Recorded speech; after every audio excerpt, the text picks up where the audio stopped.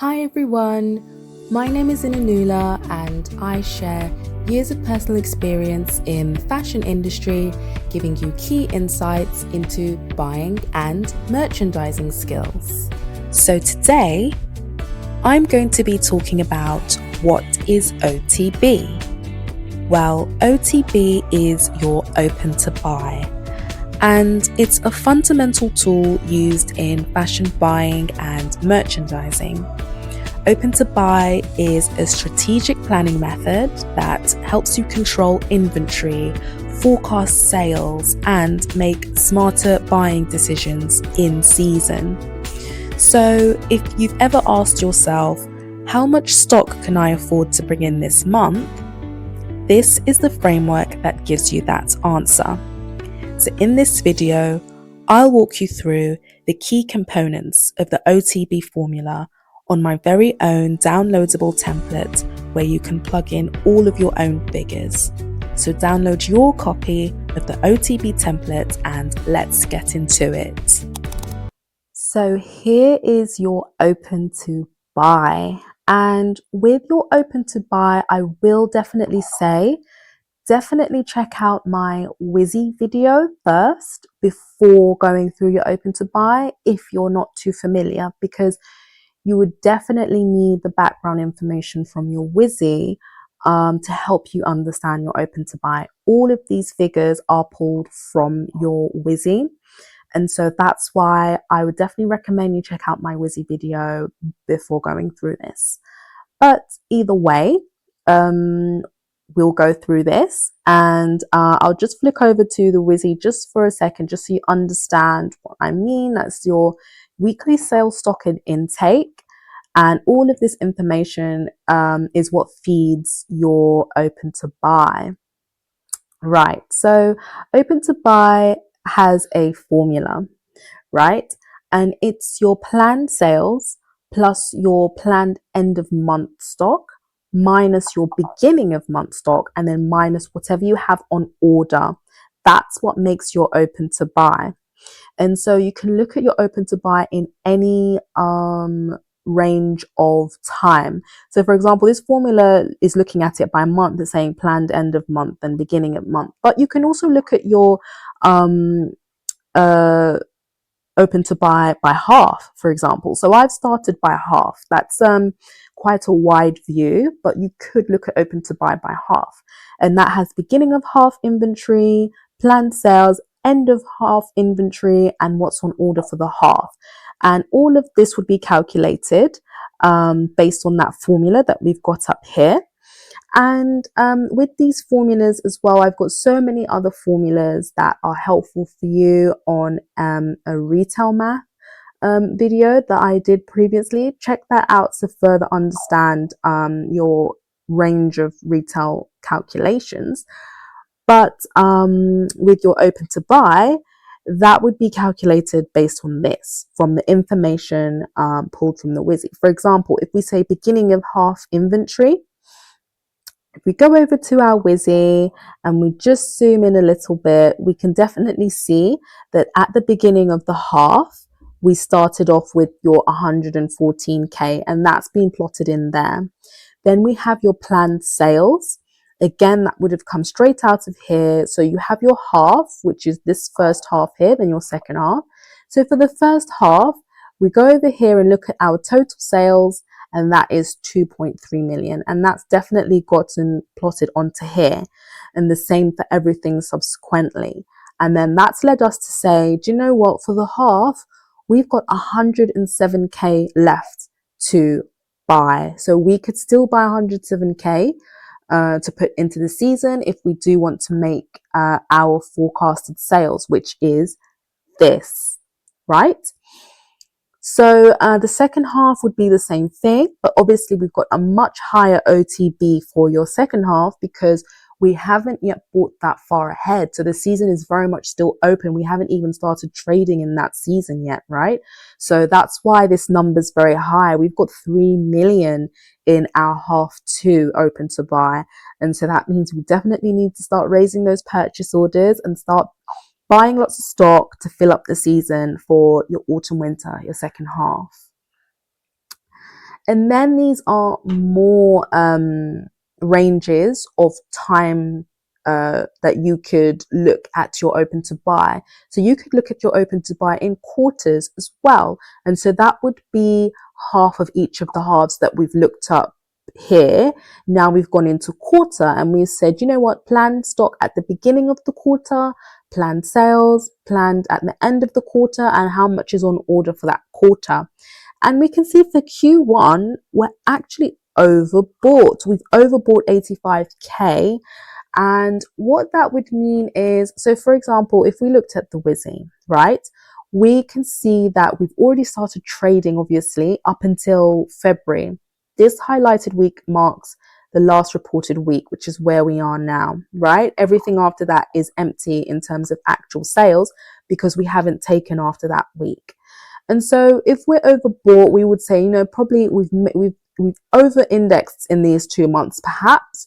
That's what's thrown our OTB off.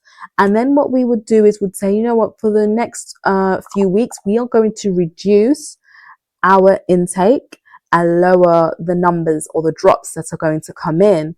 You know, that's how we manage, you know, over-indexing in certain areas. So now when we look at Q2 and Q3 and Q4, these are all now still having enough quantities to buy. And that's obviously because we haven't yet traded in those seasons, or we haven't yet errored. We've still got room to buy some more. And so we could even just push some of the stock that's been listed in intake for here over to your next quarter. Something like that should have dropped in the month of March. Maybe we'd look at pushing some of this into the next quarter, because this line here is a quarter and that line here is a quarter, right? So we would just say maybe take some of the stock out from here and put it into the next half, and then that would make up this figure, because we still do have 241k to buy in your Q2. So we would say, you know what, lift some of that, put it into here if we haven't traded in that month yet. That would be an easy way of solving that. Otherwise, if we've already traded for that quarter completely, then we would just have to count it as a loss. But, you know, here we still do have room, so we would probably make that change, right? And then you can see in Q3, we've got so much more available to buy. We've got 1.2 million to buy, and then even more in Q4. And that's because there's completely nothing on order for Q4 because it's so far out. It's literally 12 months ahead. So you wouldn't have anything raised yet for 12 months ahead. You would be planning it. You would definitely have it on a range plan, and maybe even in a critical path. You'd be in that phase of things for your Q4, for your next season, 12 months ahead, but it just hasn't been ordered yet. And so that's fine. But we can see we've got so much open to buy there. You can see how those numbers gradually go higher and higher as the queues go along, which is how it should be. Then again, you can look at open to buy down to month level, which is sometimes the most common way of doing it. But then again, it's also too imminent, because by the time you've gone to the supplier to ask for a top up of something, it may take them some time to make it and deliver it. Or if it's a style that is continuity and they've already, you know, they can easily make more for you, or they've got enough pre-made stock to just send you, then that may work, but it's still quite tight. But we do have beginning of month and end of month view for open to buy, and that's listed out here. And for these months, these are the months we've traded. We can see we've definitely overbought, right? We can see you've got your 22,000, your 20,000 overbought for these months, definitely heavily overbought in March and things. And obviously that's because, like what I've explained on the Wizzy. So for example, if we go back here, like let's look at January. We've overbought by 22,000. We could go to the Wizzy and we'd say, okay, why did we overbuy in January? What's really happened there? And we could see, oh, do you know what? Our stock levels were back 8% versus last year. So basically, we didn't have the same amount of stock as we had last year. So we forecasted that we would take more than what we took, because we said here that we're going to take 85,000, but we only took 80,000. And then the same for the last week. We said we'd take 79,000, but we only took 74. So overall, in that whole month, that ended up saying that we would forecast to take 380k, but we only took 358k, right?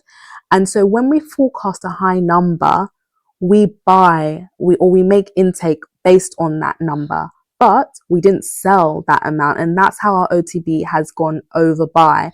Because if we were to take that number away, if we were to say the difference between that and that, yeah, it's roughly 20k, right? So 20k is basically the overbuy that we have here for January. So that all makes sense, right?